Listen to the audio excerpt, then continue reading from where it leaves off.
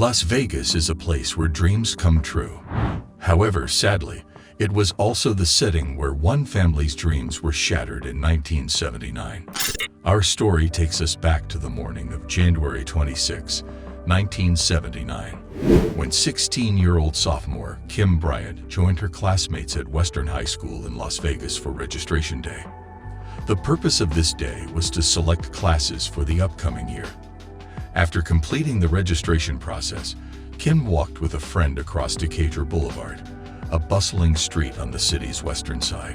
They stopped at a Dairy Queen, a fast food restaurant located directly across from the Western High School football field. It was around 10 a.m.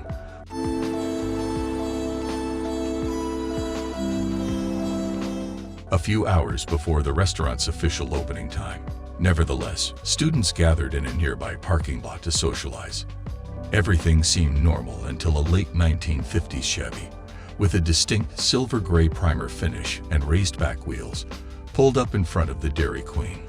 Two young men in the car made inappropriate comments towards the high school girls, which Kim and her friend responded to with their own indecent words. The situation quickly escalated, and the car sped away into the southbound traffic. Shortly after this altercation, Kim was offered a ride by her friend who had come to pick up her daughter. Kim asked her friend to wait a moment while she used a nearby payphone to call her boyfriend. She returned quickly, thanking her friend for the offer, but stating that her boyfriend was on his way to give her a ride home. It was around 10:10 a.m. when they drove off, leaving Kim alone in front of the Dairy Queen. At approximately 10:30 a.m., Kim's boyfriend arrived at the Dairy Queen parking lot, but found no sign of his girlfriend. After waiting for a few minutes, he drove away assuming that Kim had found another means of transportation. Back at Kim's home on Banjo Circle in Las Vegas, her mother, Sherry Elliott, grew concerned when her daughter failed to return home as planned. Kim was supposed to go shopping with her mother at 12:30 p.m., and Sherry knew that Kim would never miss such an outing without contacting her. Overwhelmed by a foreboding feeling she couldn't shake, Sherry set out to search for her daughter, but couldn't find any trace of her. By 5:30 p.m., Kim's mother and stepfather decided to visit the Las Vegas Metropolitan Police Department to file a missing persons report. Although Sherry was convinced that Kim was in trouble, the officer speculated that Kim had run away from home. The belief gained further strength when they became aware of a verbal altercation between Kim and her parents that occurred the night before.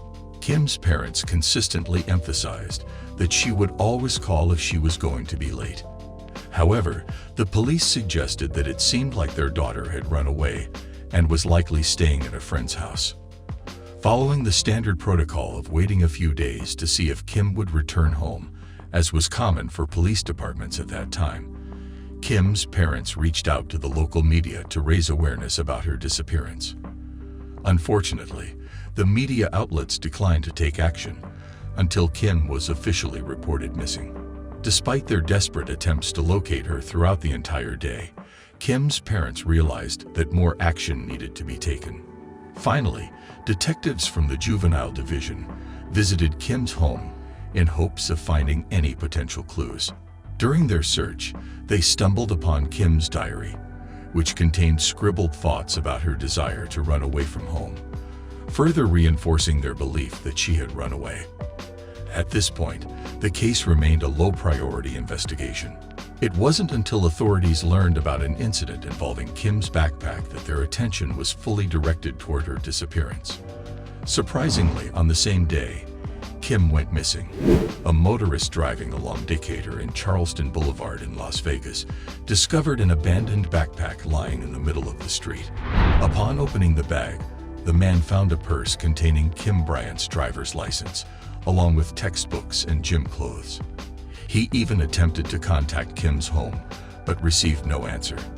However, the authorities only became aware of this incident a week later. This revelation prompted them to officially declare Kim a missing person and initiate an investigation into her disappearance. Despite a widespread search effort, authorities were unable to uncover any significant leads. Kim's story was featured in the local newspaper, but there was still no trace of the teenager. Then, on the afternoon of February 20, 1979, the investigation reached a critical point. Nearly a month had passed since Kim Bryant mysteriously disappeared, seemingly vanishing without a trace. It was during this time that 3 teenage boys embarked on a hike through the desert on the outskirts of Las Vegas, approximately 4 miles from their school. As they made their way near the power substation at the edge of Buffalo Avenue and Charleston Boulevard, in an underdeveloped and deserted area, one of the boys noticed something out of the ordinary. Amidst the dirt and rocks, there appeared to be a tangled wig. Curiosity piqued, they approached to investigate further, only to discover the lifeless body of a woman lying face down in a shallow grave, concealed under debris. Authorities were immediately notified, and upon examining the crime scene, they swiftly identified the body as that of Kim Bryant. The identification was made possible by a nearby rabbit fur coat, which Kim had been wearing when she went missing. It was evident that her body had been partially clothed, but she was naked from the waist down, indicating that she had likely been sexually assaulted before her murder. Detectives concluded that Kim had been struck multiple times in the head with a rock, possibly one of the stones scattered near the burial site. Defensive injuries on her hand suggested that she had fought her assailant, though tragically, she had ultimately lost her life. The killer had made efforts to hide the body, hoping it would go undiscovered. Kim's body was transported to the medical examiner's office for an autopsy, which confirmed the suspicion of assault. The cause of death was determined to be blunt force trauma. Additionally, foreign DNA was collected from her body and preserved for future testing. However, the autopsy report revealed another chilling detail. Kim had likely been kept alive for up to 4 days following her abduction. Despite this revelation, the report did not provide any significant leads to help identify the culprit. As the news of Kim's gruesome fate spread throughout the Las Vegas community, fear gripped the residents, while her devastated family mourned their tragic loss. Homicide detectives tirelessly pursued leads in the days that followed the discovery of Kim's body. Numerous tips poured into the Las Vegas Metropolitan Police Department, one of which came from a group of individuals claiming to have witnessed Kim's abduction by several men in a jeep. However, the accused individuals provided solid alibis that cleared them of any involvement. Another lead emerged when a man alleged to have witnessed the murder came forward, but he later admitted that he had fabricated the statement after overhearing local kids discussing the crime. After an initial surge of investigative activity, the leads began to dwindle over the following months. With an increasing number of homicides in Las Vegas that year, the investigators found themselves overwhelmed by the mounting workload. Their attention was forced to shift toward new cases, leaving Kim's case dormant in the files. With no substantial leads to pursue, the investigation gradually grew cold with each passing day. However, a sudden breakthrough occurred in the summer of 1979 when a local newspaper published an extensive feature on the status of the investigation and the impact of the crime on the Las Vegas community. This feature sparked the memory of 2 of Kim's classmates from Western High School, although their identities have remained undisclosed to the public. According to these female students, around the time of Kim's disappearance, they had been approached by 2 men driving the silver Chevy. The men tried to entice the girls into their car by offering to sell jewelry to them. However, the girls grew suspicious when they looked into the back seat and noticed only a large walnut grain speaker. Rejecting the offer, the men drove away, hurling verbal abuse at them. The girls provided independent descriptions of the car, noting silver color with light primer spots and raised back wheels bearing Nevada license plates. Additionally, they offered descriptions of the car's passenger, allowing the detectives to create the initial sketch of a potential suspect in the Kim Bryant case. The sketch depicted an individual who appeared to be around 18 or 19 years old, with shaggy blonde hair and droopy stoner eyes, as described by one of the girls. The driver, according to the other girl, was a man in his early 20s with a mustache and medium brown hair. Both men were characterized as grubby hippies. Another witness, an older businessman, came forward after the sketch was made public and informed the authorities that he had also witnessed Kim being forced into a car resembling the one described by the two girls. However, he initially dismissed it as a high school prank and did not report it to the police. Although this was a significant development in the case, it provided limited information for the detectives to work with, resulting in a slowdown of the investigation. The next lead emerged following an unexpected tragedy in town: the death of a 37-year-old local roofer named Bobby Jin Thomas, who went missing the day after Kim's abduction. His body was discovered a month later on a steep dirt road, approximately a mile from the Hoover Dam. Thomas had been subjected to a gruesome death, enduring around 36 stab wounds, including one to the eye. It was clear that his sadistic killer had tortured him even after his demise. Initially, it appeared that Thomas's murder had no connection to Kim Bryant's case. However, authorities later discovered that Ronnie Lee Fain, then 24 years old, was responsible for Thomas's death. Fain was arrested in connection with Bobby Jin Thomas's murder. In early 1980, shortly after his arrest, Fain contacted Las Vegas prosecutors, seeking a deal. As part of the agreement, he confessed not only to killing Bobby Jin Thomas, but also provided information related to the Kim Bryant murder case. On April 22, 1980, Ronnie Lee Fain pleaded guilty to a second-degree murder charge in the Bobby Jin Thomas case and agreed to provide a detailed account of the events leading up to the murder. Fain had spent most of his life in the California penal system before moving to Las Vegas in 1978 and settling down with his girlfriend Lori Lanson. Fain and Bobby had known each other for some time. According to Fain, on January 27, 1979, the day after Kim Bryant's disappearance, he joined Thomas on a joyride with two other men known only by their nicknames, Worm and Hulk. After dropping off Worm and Hulk, Fain and Thomas were alone in the car when Thomas, in his drunken state, began recounting his involvement in the abduction, assault, and murder of a teenage girl. Bound by his code of prison honor, Fain decided to avenge the girl's death. Upon arriving at Fain's residence, he instructed Thomas to wait in the car, got a knife from his girlfriend, and returned to attack and fatally stabbed Thomas, inflicting at least 36 wounds. Fain then disposed of the corpse in the desolate area near the Hoover Dam. Although Fain claimed that he was driven by anger provoked by Thomas's boasting, investigators were cautious in accepting his words. However, before agreeing to the plea deal, Fain passed two independently administered lie detector tests and correctly identified the brand of beer found near the disposal site of Kim Bryant. Despite Fain's confession, doubts began to emerge as investigators delved deeper into Bobby Jin Thomas's past. They discovered that Thomas was not an innocent victim who had fallen prey to Ronnie Lee Fain, but rather someone with a history of crimes against young women and girls. In January 1970, Thomas assaulted a 20-year-old woman named Christine Lee McKinney along Las Vegas Boulevard.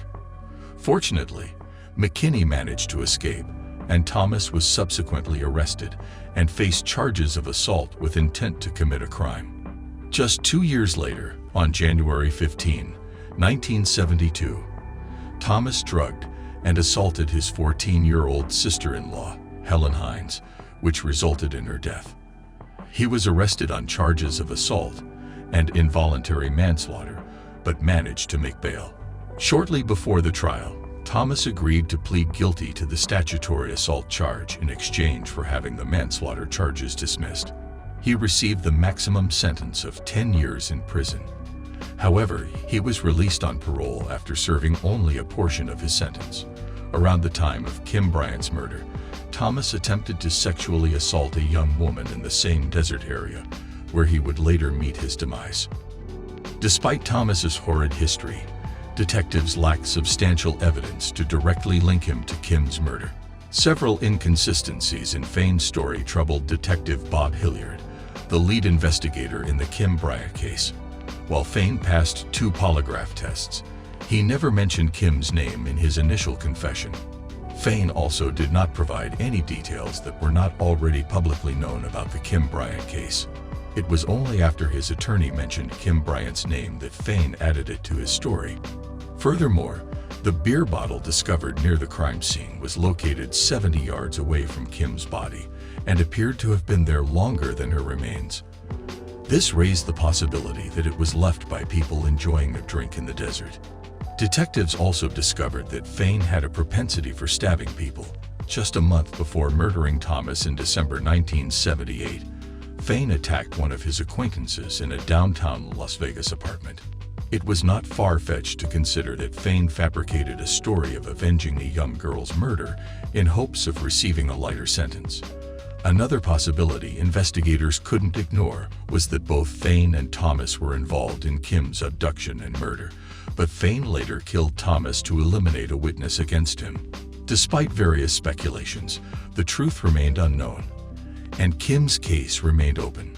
By the mid-1980s, Kim Bryant's parents had moved away from Las Vegas, seeking solace in a place where their daughter's life was not tragically cut short. However, they maintained contact with the police to stay informed about the status of Kim's case. During this time, the case took another shocking turn when a new suspect emerged, along with the possibility that Kim was one of several victims of a ruthless serial killer operating across the country. Following Kim's abduction and murder, Las Vegas experienced more similar murders, suggesting a pattern.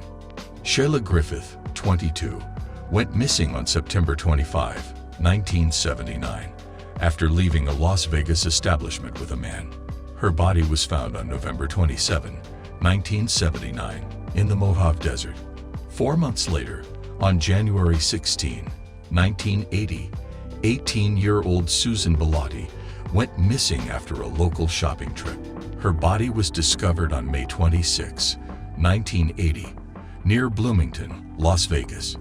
Then, on June 27, 1980, 20-year-old Cheryl Daniel was abducted from a parking lot in Las Vegas, and her body was found on December 13, 1980, in Hellhole Canyon near St. George, with a gunshot wound to the head.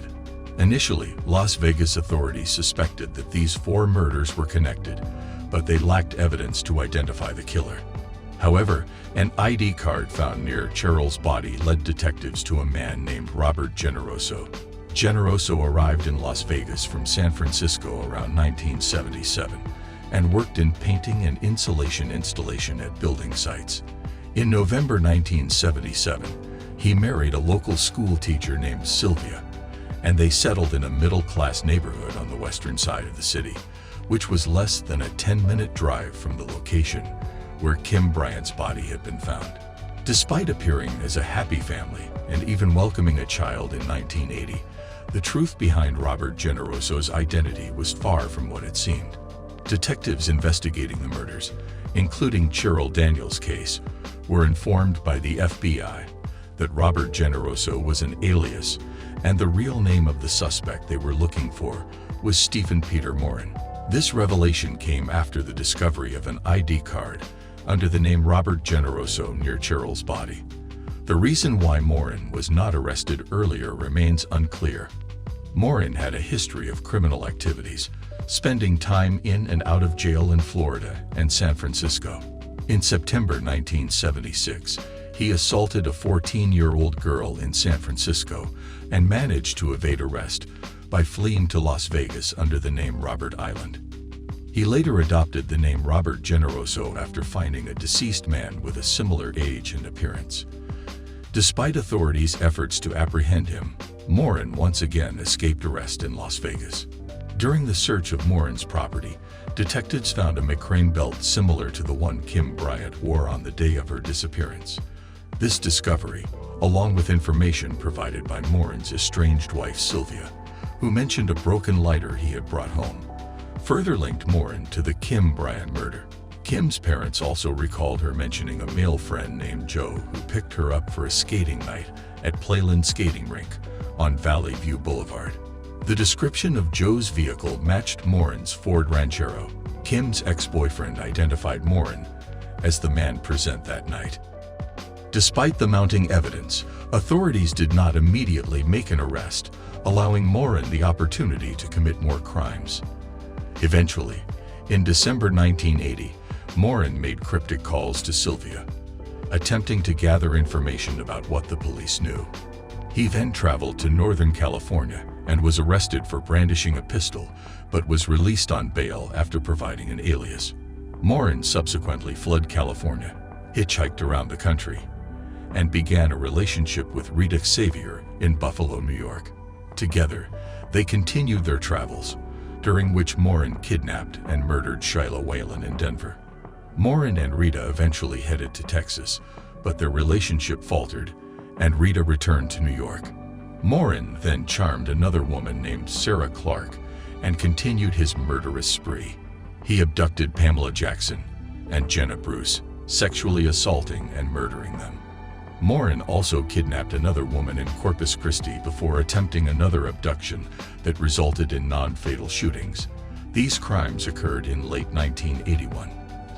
Despite the extensive criminal activity and a growing list of victims, Morin continued to evade capture as he and Sarah traveled across different states.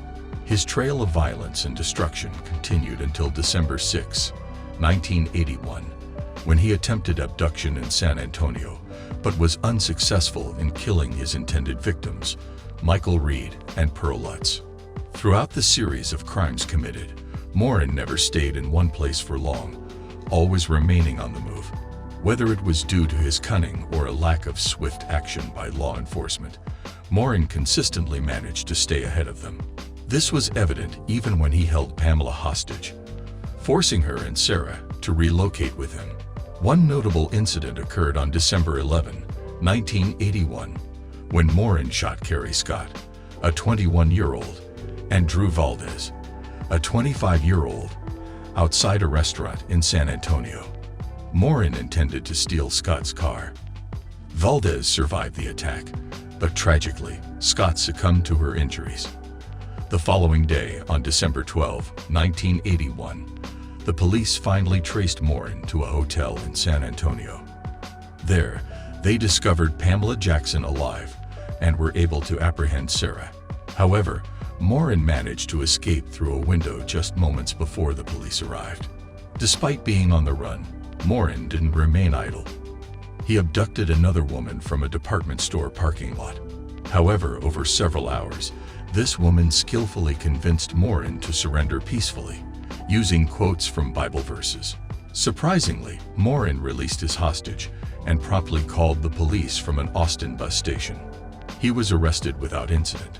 Stephen Peter Morin faced 2 separate trials in Texas for unrelated murders. In both cases, he was convicted and received 2 death sentences by lethal injection. Morin was also found guilty of another murder, resulting in a death sentence in Colorado. Utah had plans for a trial, but abandoned its efforts to extradite Morin after his convictions in the Texas cases. Shortly thereafter, detectives from the Las Vegas Metropolitan Police Department traveled to Texas to interview Morin regarding the murders of Kim Bryant, Cheryl Daniel, and Susan Bellotti. However, the killer consistently refused to discuss his time in Vegas. Despite substantial circumstantial evidence linking Morin to the motive, means, and opportunity to commit these crimes, no indictments were issued due to a lack of physical evidence. On March 13, 1985, Stephen Peter Morin was ultimately executed by lethal injection in a Texas prison. However, Kim Bryant's family still had no definitive resolution to her case. With each passing year, the likelihood of solving the case diminished. A breakthrough occurred with the advancements in DNA technology, bringing renewed attention to the case in 2008. The DNA sample collected from the victim's body during the autopsy was tested, but a DNA profile could not be obtained for over a decade. Then, in January 2021, a foreign male DNA profile was finally constructed from the evidence left at the crime scene. Investigators entered the profile into CODIS, but no match was found. In August 2021, the Las Vegas Metropolitan Police Department's homicide investigators engaged Autumn Incorporated, a private DNA laboratory based in Texas, to conduct advanced genetic testing on the suspect's DNA. This significant step was made possible by a generous $5,000 donation from a philanthropist in Las Vegas named Justin Wu. With just 15 human cells, the laboratory successfully constructed a genealogical profile of the killer, marking the smallest amount of DNA ever used in a criminal case. The profile was uploaded to a commercial DNA database and later to family tree websites in search of a potential match. After consolidating all their findings, they contacted the LVMPD, hoping that this investigation would lead them to one of the many possible suspects from the past. However, to their astonishment, the evidence directed them in an entirely different direction, leading to a man named Johnny Blake Peterson, a name that had never surfaced in earlier investigations. Johnny Blake Peterson, born on September 12, 1960, in Las Vegas, attended Western High School, the same school as Kim. Although he was no longer a student at the time of Kim's murder, the 19-year-old Peterson resided in the same area. Following graduation, he worked as a freelance plasterer in the construction industry. He married Cindy and had 2 children with her. At some point in his life, he was arrested for the sexual assault of a woman, but it remained unclear whether he served time for this offense. Unfortunately, after the convoluted journey of this case, justice never prevailed. On January 30, 1993, Peterson was admitted to the University Medical Center of Southern Nevada due to a drug overdose and passed away on the same day at the age of 33. During a press conference on November 29, 2021, investigators detailed how they finally resolved the case after years of false leads and speculation. However, an unexpected twist remained undisclosed until detectives reviewed cold cases to determine if Peterson was linked to any other crimes. Shockingly, they made a horrifying discovery. The evidence connected Peterson to another murder that occurred in 1983, nearly 5 years after Kim Bryant's tragic death. Diana Henson, a 22-year-old, was reported missing on December 31, 1983, by her parents. Her lifeless body was found later that day on Spring Mountain Road, approximately 1.5 miles southwest of Buffalo Drive. She had been sexually assaulted and brutally murdered. Although DNA evidence was recovered from Diana's body, no immediate suspect was identified. For the next 38 years, this case remained cold. It was only when Peterson was identified as Kim Bryant's killer that detectives compared his DNA with the DNA collected from Diana Henson's body, confirming that Johnny Blake Peterson was also responsible for Diana Henson's tragic death. It is deeply frustrating that nearly 4 decades passed without the killer ever facing justice in a court of law. Hopefully, these families can finally find solace in knowing who took away their loved ones.